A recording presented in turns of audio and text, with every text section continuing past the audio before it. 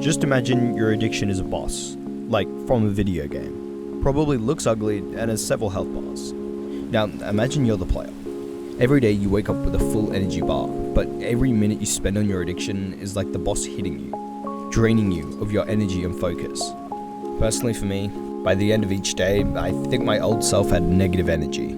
I would wake up early before school to play video games, then I'd play them on the journey to school, play them in class, play them at lunch, and then guess what?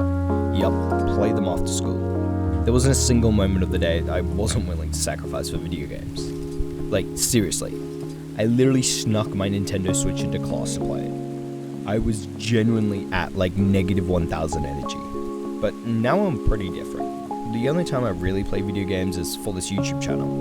But how?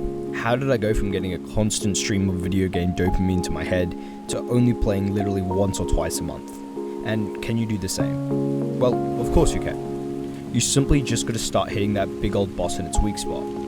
Now, unfortunately, your addiction is one of those annoying bosses where you can't just smack it until it dies. You can only damage it when it's vulnerable. So first things first, you gotta break its defense. So how do you break the boss's defense? Well, you need to contain it, meaning you only want to do your addiction at a particular point in the day, namely at the end. By only doing the addiction at the end of the day, it means throughout the day you can focus on achieving what you need to undistracted. You can get everything you need to get done finished, and then you can spend some time at the end of the day doing the addiction. This means not only are you going to focus better, but also that you won't be drained.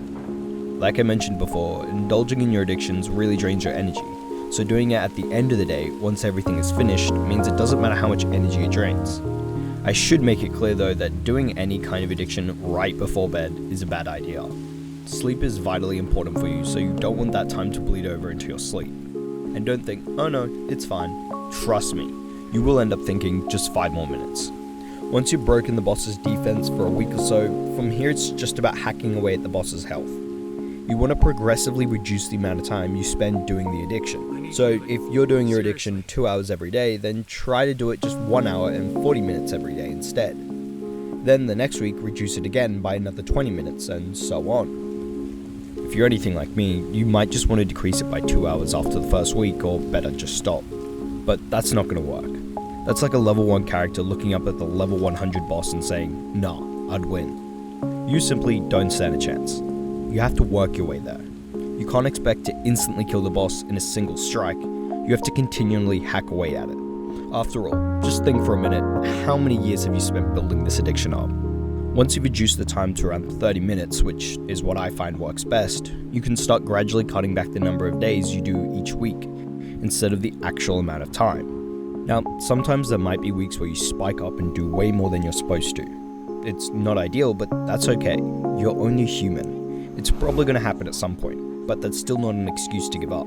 If you zoom out and look at the bigger picture, It's merely one spike in a graph steadily decreasing over time. if your time does spike, then don't decrease the time for the next week. Just focus on getting under that same time again. After all, if you were struggling on a level in a video game, you wouldn't go and increase the difficulty now, would you? The same also applies if you suddenly start doing your addiction at a different time in the day. Don't try to decrease the time, just try breaking that defense again. Trust me, it's pointless to hack away at it while its defenses are up. Remember, I would wake up and say just 1 hour of gaming. Then 1 hour would usually mean 2, 3, or even 4 hours, and then worse, afterwards I would feel drained and unmotivated. I didn't want to do anything else for the rest of the day. No joke, that's literally what happened to me today.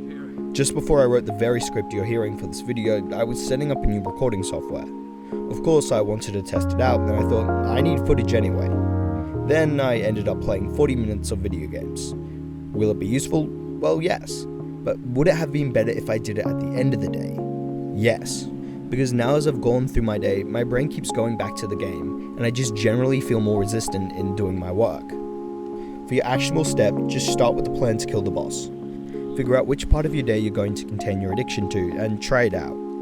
Oh, and keep your head up, because when I say this is like a boss fight, I mean it. Your boss is literally like Team Rocket, in the sense that no matter how badly you beat it up, it will keep returning until it's dead in the grave. So have patience, and just keep hacking away. Keep your sword sharp. Bye bye.